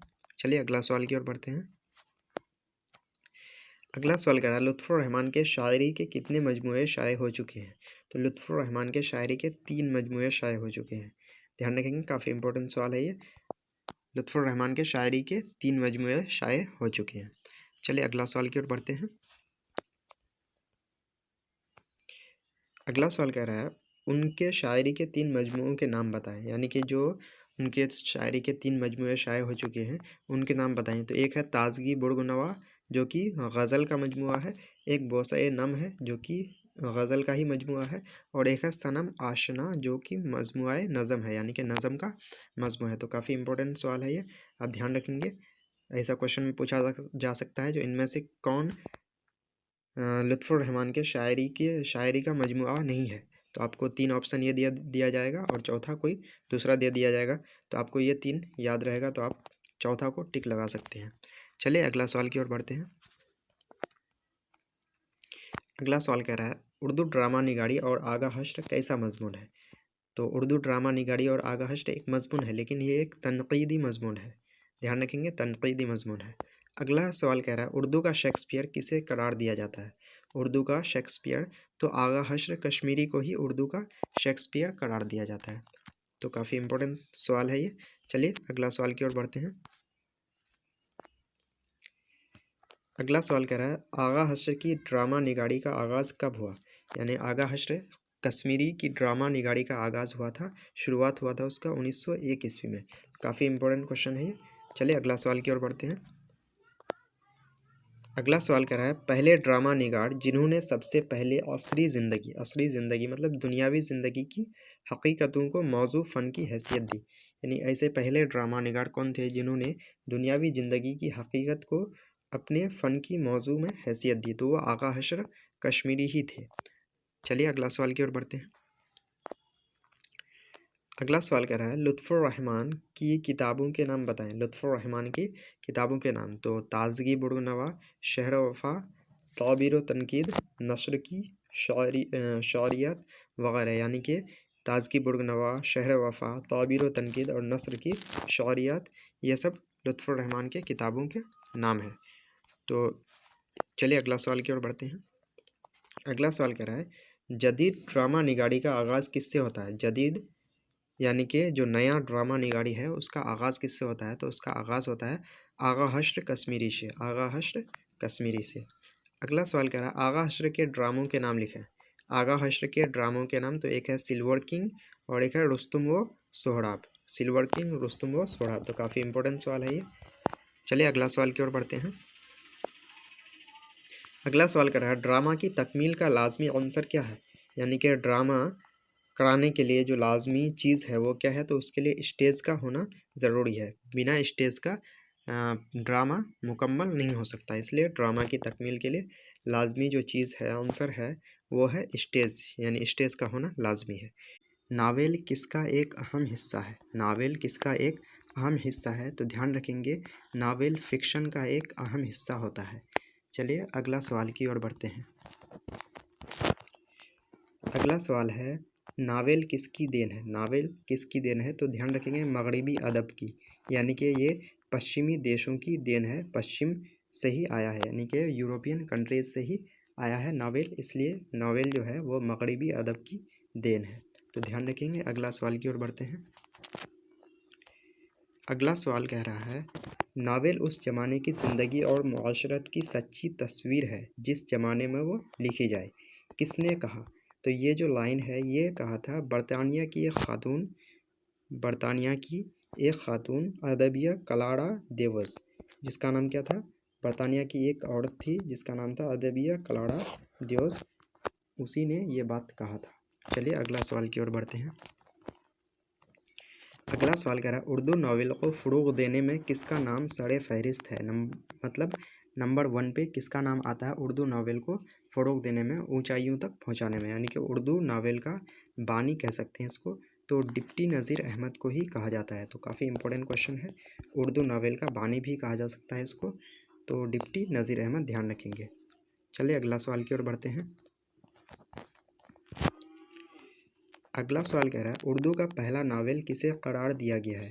तो उर्दू का पहला नावल जो है वो मरातुल उरूस है, मरातुल उरूस को उर्दू का पहला नावल करार दिया गया है। तो काफ़ी इंपॉर्टेंट क्वेश्चन है, ज़रूर ध्यान रखेंगे इसको। चलिए अगला सवाल की ओर बढ़ते हैं। अगला सवाल कह रहा है मरातुल उरूस कब शाये हुआ?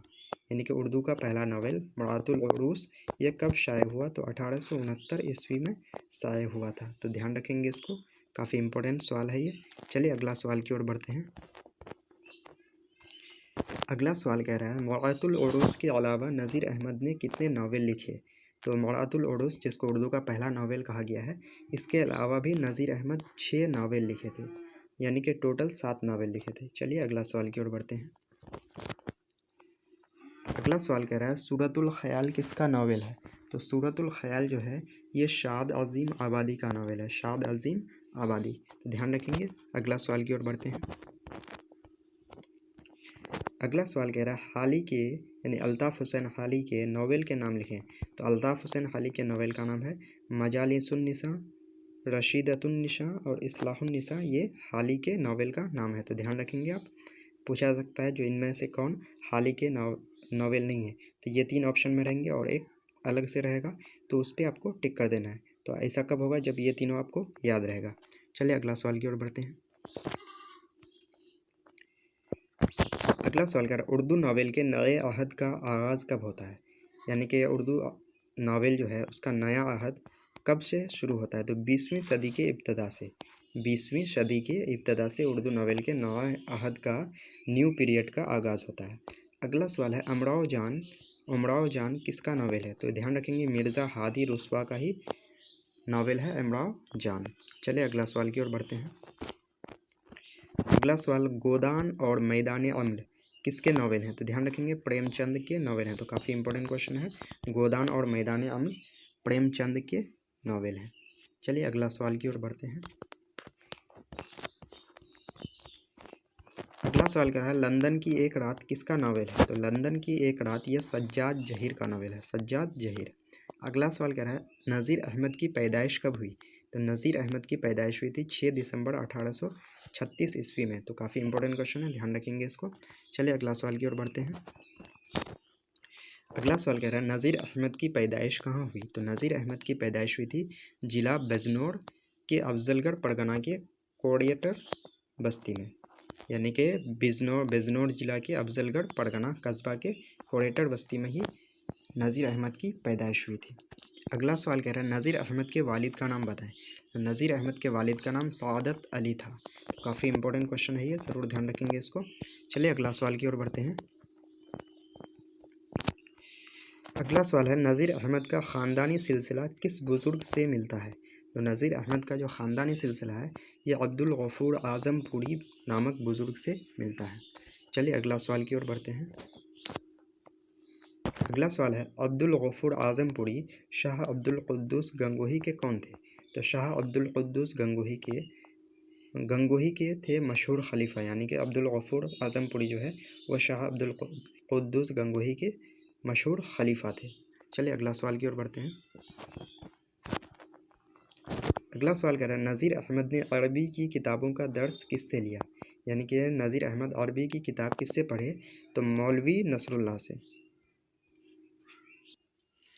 अगला सवाल जैसा कि आप देख पा रहे हैं, कह रहा है नज़ीर अहमद दिल्ली का कॉलेज में कब दाखिला लिया?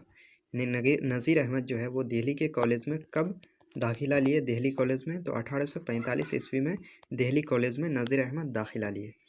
चलिए अगला सवाल की ओर बढ़ते हैं। अगला सवाल कह रहा है नज़ीर अहमद के वालिद का इंतकाल के वक्त उसकी उम्र कितनी थी? यानी कि नज़ीर अहमद कितने साल के थे जब उसके वालिद का इंतकाल हो गया था? तो सिर्फ 13 साल के थे, तभी उसके वालिद का इंतकाल हो गया था। तो काफ़ी इम्पोर्टेंट सवाल है ये, ज़रूर ध्यान रखेंगे। चलिए अगला सवाल की ओर बढ़ते हैं। अगला सवाल कह रहा है नज़ीर अहमद की शादी किससे हुई? तो नज़ीर अहमद की शादी हुई थी मौलवी अब्दुल खालिक की पोती से। ध्यान रखेंगे, मौलवी अब्दुल खालिक की पोती से ही नज़ीर अहमद की शादी हुई थी। चलिए अगला सवाल की ओर बढ़ते हैं। अगला सवाल कह रहा है मुरातुल उरूस, जो कि उर्दू का पहला नॉवेल करार दिया जाता है, मुरातुल उरूस के 2 किरदार कौन हैं जो अब भी जिंदा हैं? यानी कि इनमें किरदार निभाने वाले, रोल निभाने वाले 2 कौन हैं जो अब भी ज़िंदा हैं? तो अकबरी और असगरी ये 2 किरदार हैं जो अब भी ज़िंदा हैं। तो ध्यान रखेंगे, क्वेश्चन काफ़ी इंपॉर्टेंट है। चलिए अगला सवाल की ओर बढ़ते हैं। अगला सवाल कह रहा है नज़ीर अहमद का नावल नबातुन नाश कब शाया हुआ? तो नज़ीर अहमद का ही नावल है ये 1872 ईस्वी में शाया हुआ था। अगला सवाल कह रहा है तौबतुन नुसूह, काफ़ी इंपॉर्टेंट है। तौबतुन नुसूह नज़ीर अहमद का ही नावल है कि आशात कब हुई? यानी कि ये कब शाया हुआ? तो 1877 में तौबतुन नुसूह की आशात हुई थी। तो ये क्वेश्चन काफ़ी इंपॉर्टेंट है, आपके बोर्ड में आ सकता है। चलिए अगला सवाल की ओर बढ़ते हैं। अगला सवाल जैसा कि आपके स्क्रीन पे है, नज़ीर अहमद के नावलों में सबसे अहम नावल कौन सा है? तो नज़ीर अहमद के नावल में जो सबसे अहम नावल है वो है इब्नुल वक्त। इब्नुल वक्त ये सबसे इम्पोर्टेंट नावल है, यानी कि सबसे अहम नावल है। तो ध्यान रखेंगे, काफ़ी इंपॉर्टेंट क्वेश्चन है। चलिए अगला सवाल की ओर बढ़ते हैं। अगला सवाल है नज़ीर अहमद के आखिरी नावल का नाम बताएं। तो नज़ीर अहमद का आखिरी नावल रोयाए सादिक़ा है, जो कि काफ़ी इम्पोर्टेंट क्वेश्चन है ये। चलिए अगला सवाल की ओर बढ़ते हैं। अगला सवाल है नज़ीर अहमद का आखिरी नावल रोयाए सादिक़ा कब शाया हुआ? तो ये शाया हुआ था 1884 ईस्वी में। तो काफ़ी इंपॉर्टेंट क्वेश्चन है, ध्यान रखेंगे इसको। 1884 ईस्वी में नज़ीर अहमद का आखिरी नावल जिसका नाम है रोयाए सादिक़ा शाया हुआ। चलिए अगला सवाल की ओर बढ़ते हैं। अगला सवाल है नज़ीर अहमद का विसाल यानी कि इंतकाल कब हुआ? तो 28 दिसंबर 1910 ईस्वी में नज़ीर अहमद का इंतकाल हुआ था, विसाल हुआ था। अगला सवाल है नज़ीर अहमद का विसाल किस उम्र में हुआ? तो नज़ीर अहमद का विसाल 74 साल की उम्र में हुआ था। यानी कि जब नज़ीर अहमद का विसाल हुआ था तो उसकी उम्र 74 साल थी। अगला सवाल है फसाना मुब्तला कब शाया हुआ? फसाना मुब्तला जो है ये 1885 में शाया हुआ था। अगला सवाल की ओर बढ़ते हैं। अगला सवाल कह रहा है फ़हमीदा और हमीदा नुसूही कौन थी? फ़हमीदा और हमीदा नुसूही कौन थी? तो ध्यान रखेंगे, फ़हमीदा नुसूही की बीवी थी और हमीदा नुसूही की बेटी थी। ध्यान रखेंगे, हमीदा कौन थी? नुसूही की बेटी थी और फ़हमीदा नुसूही की बीवी थी। चलिए अगला सवाल की ओर बढ़ते हैं। अगला सवाल है नुसूह के बड़े बेटे का नाम क्या था? तो नुसूह के जो बड़े बेटे थे उसका नाम था कलीम। तो ध्यान रखेंगे, काफ़ी इंपॉर्टेंट क्वेश्चन है। चलिए अगला क्वेश्चन की ओर बढ़ते हैं। अगला क्वेश्चन जैसा कि आप स्क्रीन पे देख पा रहे हैं, नज़ीर अहमद ने किसकी तालीम व तरबियत के लिए नावल लिखे? तो नज़ीर अहमद ने अपनी बेटियों के तालीम व तरबियत के लिए ही नावल लिखा था। यानी कि अपने बेटियों की तालीम व तरबियत के लिए नज़ीर अहमद ने क्या लिखा? नावल लिखा। देख पा रहे हैं आर्यभट्ट और त्रिगना क्या है? तो आर्यभट्ट और त्रिगना जो कि चैप्टर का नाम है वो एक मजमून है। ध्यान रखेंगे, आर्यभट्ट और त्रिगना एक मजमून है। चलिए अगला सवाल की ओर बढ़ते हैं।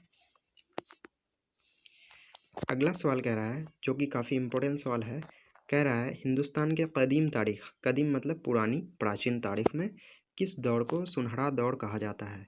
यानी कि गोल्डन पीरियड किस दौर को कहा जाता है? तो ध्यान रखेंगे, गुप्त दौर को सुनहरा दौर कहा जाता है। काफ़ी इंपॉर्टेंट क्वेश्चन है आपके बोर्ड एग्जाम के लिए, ध्यान रखेंगे इसको। चलिए अगला सवाल की ओर बढ़ते हैं। अगला सवाल कह रहा है आर्यभट्ट का ताल्लुक किस दौर से था? तो अभी जैसे कि हम लोगों ने देखा जिसको सुनहरा दौर कहा जाता है यानी कि गुप्त दौर से ही ताल्लुक था आर्यभट्ट का। चलिए अगला सवाल की ओर बढ़ते हैं। अगला सवाल जैसा कि आप देख पा रहे हैं, आर्यभट्ट की पैदाइश कहाँ हुई? तो आर्यभट्ट की पैदाइश हुई थी खगोल में, जो कि पटना के नज़दीक है, यानी कि खगोल पटना में आर्यभट्ट की पैदाइश हुई। अगला सवाल है, खगोल का मानी क्या होता है? खगोल का मानी जो होता है वो इल्म नजूम होता है। इल्म नजूम इसका मतलब होता है सितारों से मुताल्लिक जो जानकारी होती है, जो इल्म होती है, उसी को उर्दू में इल्म नजूम कहा जाता है। तो खगोल का यही मानी होता है। चलिए अगला सवाल की ओर बढ़ते हैं। अगला सवाल काफ़ी इंपॉर्टेंट सवाल है। कह रहा है आर्यभट्ट की पैदाइश कब हुई? तो आर्यभट्ट की पैदाइश हुई थी 476 ईस्वी में। 476 ईस्वी में आर्यभट्ट की पैदाइश हुई थी। अगला सवाल है आर्यभट्ट का इंतकाल कब हुआ? तो आर्यभट्ट का इंतकाल हुआ था 564 ईस्वी में। 564 ईस्वी में आर्यभट्ट का इंतकाल हुआ था। तो काफ़ी इंपॉर्टेंट सवाल है, ज़रूर ध्यान रखेंगे इसको। चलिए अगला सवाल की ओर बढ़ते हैं। अगला सवाल है किस उम्र में आर्यभट्ट का इंतकाल हुआ? तो आर्यभट्ट का इंतकाल जो हुआ था वो 88 साल की उम्र में हुआ था, यानी कि जब वो 88 साल की उम्र में थे तभी उसका इंतकाल हो गया था। अगला सवाल कह रहा है आर्यभट्ट ने अपना तजुर्बा गाह कहाँ कायम किया? आर्यभट्ट ने अपना तजुर्बा गाह कहाँ कायम किया? तो त्रेगना में किया था, ध्यान रखेंगे, इसलिए इसका नाम पड़ा है आर्यभट्ट और त्रेगना। तो अपना तजुर्बा गाह जो है वो त्रेगना में उसको कायम किया था, यानी कि वहाँ पे स्थापित किया था। चलिए अगला सवाल की ओर बढ़ते हैं। तो अगला सवाल काफ़ी इंपॉर्टेंट सवाल है। कह रहा है त्रेगना कहाँ वाक़ है? त्रेगना कहाँ वाक़ है? तो ध्यान रखेंगे पटना से 30 किलोमीटर जुनूब में है। 30 किलोमीटर जुनूब, जुनूब मतलब होता है दक्षिण। तो ये मसूरी के पास है, ध्यान रखेंगे पटना से 30 किलोमीटर दक्षिण में मसूरी के पास क्या वाक़ है? त्रेगना, जहाँ पे आर्यभट्ट ने अपना तजुर्बागाह कायम किया था। तो ध्यान रखेंगे पटना से कितना किलोमीटर है? 30 किलोमीटर। किस जानिब है? जुनूब, यानी कि दक्षिण की तरफ। किसके बगल में है? मसूरी के बगल में। चलिए अगला सवाल की ओर बढ़ते हैं। अगला सवाल आपके स्क्रीन पे है, आर्यभट्ट के एक मशहूर तसनीफ़ का नाम बताएं।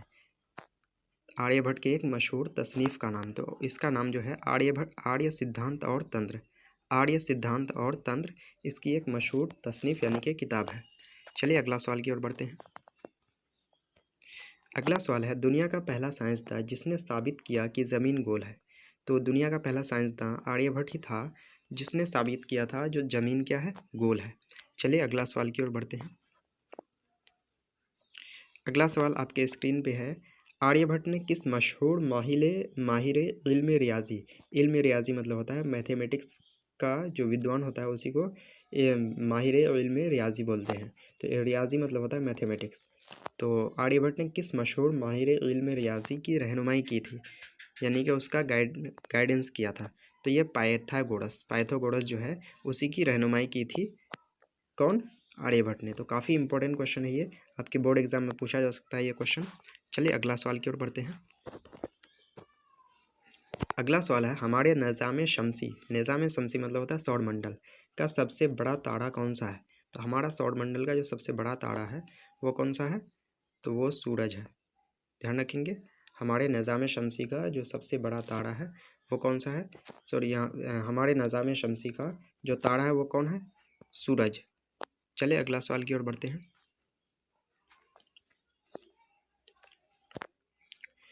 अगला सवाल है ज़मीन के बाशिंदे कितने तरह के ग्रहण देखते हैं?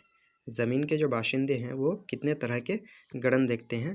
तो 2 तरह के देखते हैं, एक सूरज ग्रहण और एक चांद ग्रहण। 2 ही तरह के ग्रहण देखते हैं, यानी कि सूरज ग्रहण और चांद ग्रहण। तो ध्यान रखेंगे इसको। चलिए अगला सवाल की ओर बढ़ते हैं। अगला सवाल है ज़मीन क्या है? तो ज़मीन एक सैयारा है जिसको इंग्लिश में प्लैनेट और हिंदी में ग्रह कहा जाता है। तो ज़मीन क्या है? पृथ्वी क्या है? एक सैयारा यानी कि प्लैनेट, ग्रह है। वहीं पे अगला क्वेश्चन है चांद क्या है? तो चांद एक जेली सैयारा है जिसको सैटेलाइट कहते हैं, यानी कि उपग्रह कहते हैं। तो ध्यान रखेंगे, ये क्वेश्चन काफ़ी इंपॉर्टेंट है। चलिए अगला सवाल की ओर बढ़ते हैं। अगला सवाल है त्रेगना के पश्चिम में कौन सी नदी बहती है? तो त्रेगना के पश्चिम में जो बहती है उस नदी का नाम है सोन नदी, यानी कि सोन नदी जो है त्रेगना के पश्चिम में बहती है। अगला सवाल है त्रेगना के पूरब में कौन सी नदी बहती है? तो त्रेगना के पूरब में पुनपुन नदी बहती है, ध्यान रखेंगे। त्रेगना के पूरब में कौन सी नदी बहती है? पुनपुन। तो पूरब पौ से पूरब होता है और पौ से ही पुनपुन नदी है, तो इस तरह से आप याद रख सकते हैं। चलिए अगला सवाल की ओर बढ़ते हैं।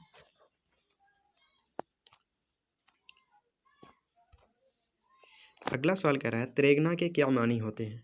तो त्रेगना के जो मानी होते हैं वो होते हैं ताड़े गिनना। ताड़े गिनना त्रेगना के मानी होते हैं। तो काफ़ी इंपॉर्टेंट क्वेश्चन है, ज़रूर ध्यान रखेंगे। चलिए अगला सवाल की ओर बढ़ते हैं। अगला सवाल कह रहा है 21वीं सदी का सबसे बड़ा सूरज ग्रहण कब पेश आया। 21वीं सदी का सबसे बड़ा सूरज ग्रहण जो है कब पेश आया। तो ध्यान रखेंगे 22 जुलाई 2009 को 21वीं सदी का सबसे बड़ा सूरज ग्रहण पेश आया था। चलिए अगला सवाल की ओर बढ़ते हैं। अगला सवाल कह रहा है अमेरिका के साइंसी तहकीकी इदारा का नाम क्या है। तो अमेरिका का जो साइंसी तहकीकी इदारा है वो है नासा। नासा ही अमेरिका का साइंसी तहकीकी इदारा है। और भारत का जो है वो है इसरो। ध्यान रखेंगे इसको, काफ़ी इंपॉर्टेंट क्वेश्चन है। चलिए अगला क्वेश्चन की ओर बढ़ते हैं। अगला क्वेश्चन है जे एंडरसन कौन थे। जे एंडरसन कौन थे। तो नासा का एक साइंसदान थे, यानी कि नासा का एक क्या थे, साइंसदान थे, जे एंडरसन। चलिए अगला सवाल की ओर बढ़ते हैं। अगला सवाल जैसा कि आप देख पा रहे हैं सूरज ग्रहण किस वक्त शुरू होने वाला था। 2009 का जो सूरज ग्रहण था वो कब शुरू होने वाला था। तो सुबह 5:29 पर सूरज ग्रहण शुरू होने वाला था, यानी कि 5:29 पर। चलिए अगला सवाल की ओर बढ़ते हैं। अगला सवाल है अगला हीरे का छल्ला। हीरे का छल्ला यानी कि वो जो सूरज ग्रहण होने वाला था उसी को बोलते हैं अगला हीरे का छल्ला देखने के लिए दुनिया को कितने साल का इंतज़ार करना पड़ेगा। तो ध्यान रखेंगे 123 साल बाद फिर ऐसा सूरज ग्रहण हम लोगों को देखने को मिलेगा, यानी कि 123 साल बाद ऐसा हीरे का छल्ला देखने को मिलेगा। चलिए अगला सवाल की ओर बढ़ते हैं। यह सवाल काफ़ी इंपॉर्टेंट है, ध्यान रखेंगे इसको। अगला सवाल है अगला हीरे का छल्ला कब दिखाई देगा। तो पिछला हीरे का छल्ला जो है वो 2009 में दिखाई दिया था। तो इसमें 123 अगर जोड़ देंगे तो ये क्या हो जाएगा 3132, यानी कि अगला हीरे का छल्ला जो है वो, यानी कि अगला सूरज ग्रहण इतना बड़ा वो 3132 ईस्वी में दिखाई देगा। चलिए अगला सवाल की ओर बढ़ते हैं। अगला सवाल कह रहा है आर्यभट्ट क्या थे। आर्यभट्ट क्या थे। तो एक साइंसदान थे, उसके बाद माहिर इल्म नजूम थे, इल्म रियाजी में भी माहिर थे और इल्म अलजेब्रा में भी माहिर थे, यानी कि इन सभी चीज़ों में आर्यभट्ट माहिर थे। साइंसदान थे, माहिर इल्म नजूम थे, यानी कि सितारों से मुतल्लिक जो इल्म था, उसके बाद मैथमेटिक्स में भी माहिर थे और इल्मुल अलजेब्रा यानी कि अलजेब्रा की इल्म में भी काफ़ी माहिर थे। चलिए अगला सवाल की ओर बढ़ते हैं। अगला सवाल कह रहा है निज़ाम-ए-इशारिया जिसको डायगोनल सिस्टम बोलते हैं का कारनामा किसने अंजाम दिया। तो निज़ाम-ए-इशारिया का कारनामा भी आर्यभट्ट ने ही अंजाम दिया था।